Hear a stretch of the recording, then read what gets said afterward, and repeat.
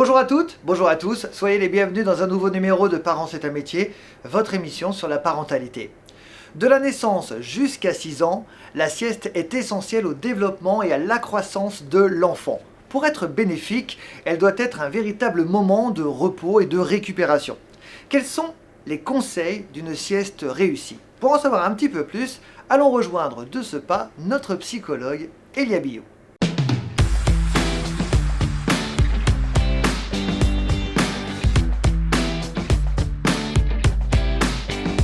Bonjour Elia. Bonjour Guillaume. Ravi de te retrouver dans Parents c'est un métier. On va parler effectivement de cette sieste, cette fameuse sieste de l'enfant. À partir de quel âge doit-on faire une sieste à un enfant?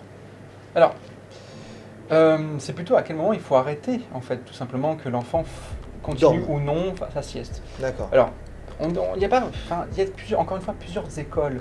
Et c'est bien la problématique parce qu'en fonction de ce qu'on va lire, on ne sait pas trop où se pencher. Bon, première chose, c'est être à l'écoute de l'enfant. Si l'enfant a besoin d'une sieste, il faut lui accorder cette sieste. Qu'il ait 3 ans, 4 ans, 6 ans, ou même 10 ou 12 ans. Parce que même en tant qu'adulte, on peut ressentir le besoin de faire une sieste.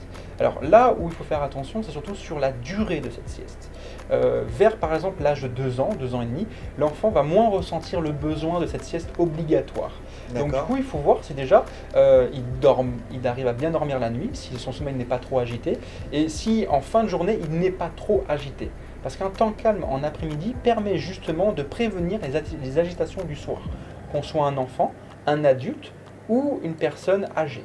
Alors, quelle est une bonne nuit?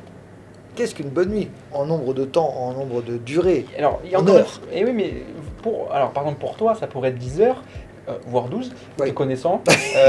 C'est ça à peu près, oui. Mais que pour une autre Je vis personne, mal en fin de compte au quotidien. j'imagine les journées de 12 heures, les nuits de 12 heures, ça commence à être long. Mais par contre, pour d'autres personnes, ça pourrait être 5 heures. Il faut être à l'écoute de son propre corps et voir comment est son état de fatigue. Il y a des personnes qui ont besoin de beaucoup d'heures de sommeil et d'autres personnes moins. Alors, on estime en moyenne, vers l'âge de fin d'adolescence, début de vie active, qu'il faut au moins 7 heures de sommeil. Au moins. Maintenant, ça peut fluctuer entre 5 et 10. Mais entre 0 et 6 ans surtout, c'est ça. Alors, il faut du sommeil. Le cerveau a besoin en fait, de se reposer, de construire. Il ne faut pas oublier que l'enfant est en pleine évolution de lui-même au niveau cérébral, ce qu'on ne voit pas forcément, le cerveau qui se développe, mais aussi au niveau du corps qui va se voir parce qu'il va grandir. Et du coup, les hormones, mais aussi les cellules ont besoin de repos pour pouvoir favoriser justement l'épanouissement, leur épanouissement. Là où il faut l'accompagner, c'est vraiment être autour de la sieste, voir tout doucement ses besoins. Et ces besoins vont évoluer avec le temps. Ces besoins, au début, peuvent être d'une sieste de 2 heures. D'accord. Et tout doucement, on va pouvoir un peu se réguler. Et il faut vérifier que 2 heures ne soit pas trop ou pas assez, en fonction aussi de son état de sommeil le soir et son état d'éveil, en fait, avant de dormir, s'il est agité ou non. Alors, les spécialistes essaient de préconiser en termes de tests, par exemple vers l'âge de 3 ans, 3 ans et demi, au lieu d'arrêter brutalement par exemple la sieste, de commencer tout doucement à la réduire. Une sieste d'environ, on enlève en fait une demi-heure à 2 heures et on voit comment l'enfant réagit en enlevant cette demi-heure-là. C'est-à-dire qu'il faut inciter l'enfant à se réveiller.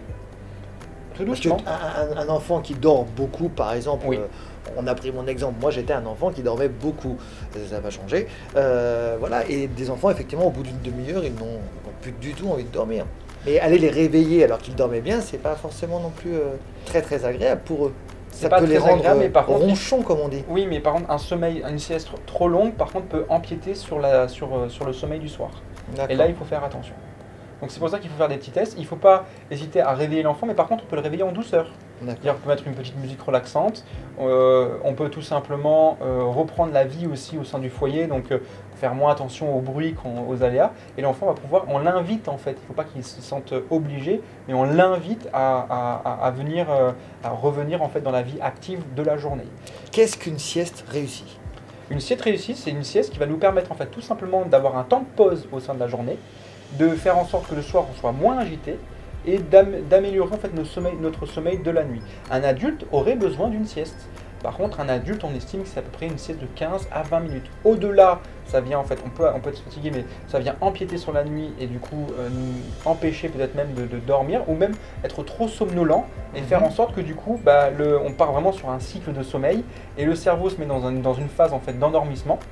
lié aux hormones qu'on appelle l'hormone GABA, qui vient se déposer sur toutes les sphères du cerveau et faire en sorte que du coup le cerveau s'éteigne. La problématique, c'est qu'après on est somnolent tout le reste de la journée. Merci beaucoup Elia pour toutes ces informations. On aura le plaisir de te retrouver bien évidemment dans Parents c'est un métier.